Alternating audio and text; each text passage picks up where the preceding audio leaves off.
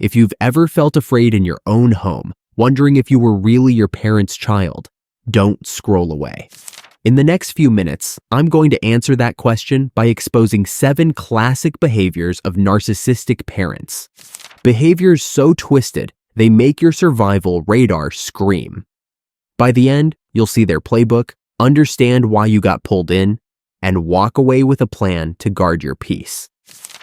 Let's dig in. Trait 1. Self-centeredness and entitlement. A narcissistic parent makes everything about them.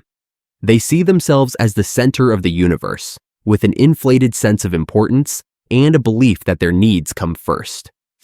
Why do they act this way? Because their ego thrives on attention and control. If you achieve something, they might brag about it as if it's their success, using your accomplishments to feed their ego. They genuinely feel entitled to absolute obedience and admiration from their children. The impact on you. You end up constantly walking on eggshells, worrying about keeping them happy. Over time, you may start to ignore your own needs entirely, almost as if you exist only to serve them. It's like the parent is the sun and you're just a planet orbiting around, expected to revolve your life around their gravity. And when someone believes the world revolves around them, guess what suffers? Your feelings and needs. Trait 2. Emotional neglect and image obsession. Narcissistic parents starve you emotionally while obsessing over appearances. They provide food, clothes, even gifts, but what's missing is presence. What matters most to them is maintaining a perfect family image, not tuning into your feelings. They'll smile for photos, urge you to keep up appearances, yet dismiss you as oversensitive when you need comfort. Why? Genuine empathy means stepping into someone else's world, and that's a gear they don't have. Instead, they polish the outside and swap affection with material things: money, gadgets, candy. But candy doesn't nourish. It may keep you quiet, yet it never feeds the hunger for connection. The result is a child who feels invisible, like a prop on a stage set to impress outsiders. It's like living in a beautiful house with no warmth inside. Over time, you learn that love feels conditional, surface level, and unsafe to rely on. Trait 3. Using the child as extension or trophy. To a narcissistic parent, you are not a separate person. You're an extension of their ego. When you achieve what flatters them, they parade you around like a trophy. Look at my child, aren't I amazing? But the moment you step out of their script, the applause turns to criticism, dismissal, or worse, they use your struggles to play the victim. See what I have to deal with? In their eyes, you're a mirror. If the reflection flatters them, they bask. If it doesn't, they punish. The impact is confusion so deep it chips at your identity. You begin to wonder, am I valued only when I perform? Who am I trying to please? One day you're the golden child, the next you're a disappointment. It's a dizzying cycle that erodes your sense of self. Think of it as being a puppet on their stage. Dance to their tune and they bow for the applause. Follow your own rhythm and they yank the strings. Your dreams, your individuality get pushed aside, because in their story, you exist to serve the spotlight on them. Trait 4. Never taking blame. It's always someone else's fault. Narcissistic parents almost never admit mistakes. When things go wrong, they quickly point to you, your siblings, the teacher, even traffic. Owning up would crack the perfect image they've built, and their fragile ego can't take it. So they become skilled at the reverse card tactic. The child gets poor grades because you're lazy, not because they offered no help. A family argument erupts. Suddenly, you're the disrespectful one, even though they lit the fire. Growing up in this atmosphere, you learn to doubt yourself, carrying blame even for things beyond your control. Others swing the opposite way, refusing to own any responsibility at all. Both patterns are unhealthy. The perfect metaphor is a crooked lawyer, twisting truth just to win the case, never admitting their client, themselves, might be at fault. It's exhausting because you can't have a real conversation, only a rigged game where reality bends in their favor. And to keep that warped world intact, they reach for another weapon, manipulation. Trait 5, manipulation and exploitation. Narcissistic parents are master manipulators. They lie, distort, and divide to get what they want. Classic moves include guilt tripping. After everything I've done for you, how dare you? Gaslighting, denying your memory so you question your sanity. That never happened, you're imagining it. Or pitting siblings against each other to breed mistrust.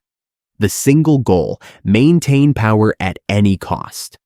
The impact is confusion and anxiety that seep deep inside. You start asking yourself, am I overreacting? Am I really the problem? When the story keeps getting twisted, you lose trust in your own perceptions. Home no longer feels safe. It feels like a maze full of trapdoors, where your heart races and your stomach knots just by being in the same room. The truth is this: honesty and clarity are the biggest threats to their control. Manipulation is designed to keep you stuck in fear and dependency. And tragically, one of the most painful fuels for that manipulation comes from a place no child expects from their own parent: jealousy. That's trait 6, jealousy and competition with the child. It sounds twisted, but many narcissistic parents are jealous of their own children.